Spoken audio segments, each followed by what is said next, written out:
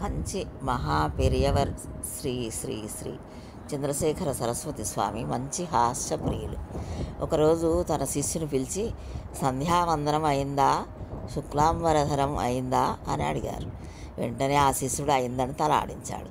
దానికి మహాపెరియవర్ అతనితో, శుక్లాంబరధరం చెప్పావా అని అడగలేదు, అయిందా అని అడిగారు అన్నారు. శిష్యుడికి ఏమీ అర్థం కాలేదు. పెరియవర్ ఏమని అడిగారు, ఈ పదాలకు ఉన్న భేదాలేవి బోధపడక పరితపించాడు. అతనికి సందేహంగానే ఉంది. కొన్ని నిమిషాలు మౌనంగా గడిచిన తర్వాత మహాపెరియవర్ అతనితో, శుక్లాంబరధరం చెప్పు చూద్దామన్నారు. పెరియవర్ చెప్పమన్న వెంటనే చెప్పారు. దాని అర్థం చెప్పు అన్నాడు. తెలుసు అని చెప్పాడు శిష్యుడు.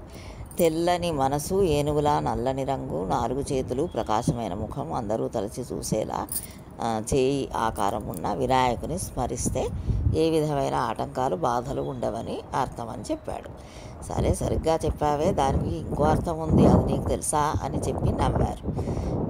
అంటే శుక్లాం అంటే తెల్లనిది, అంటే పాలు. విష్ణు అంటే నలుపు, అది డికాషన్. శశివర్ణం అంటే నలుపు తెలుపు కలిసినది, అంటే కాఫీ. చతుర్భుజం అంటే 4 చేతులు, అంటే భార్యవి 2 చేతులు, కాఫీ ఇవ్వగానే అందుకునే భర్తవి 2 చేతులు, కలిసి 4 చేతులు. ధ్యాయేత్ అంటే తలచే తలపులు, అంటే అలా కాఫీ ఇవ్వడాన్ని మనసులో తలవగానే ప్రసన్నవదనం, ముఖం వికసిస్తుంది. ఆ సమయంలో సర్వ విఘ్నోపశాంతయే, అంటే అన్ని వేదనలు పోగొట్టేది. అనగా కాఫీ తాగితే వేదనలు తీరి మనసు శాంతమవుతుందని అర్థం.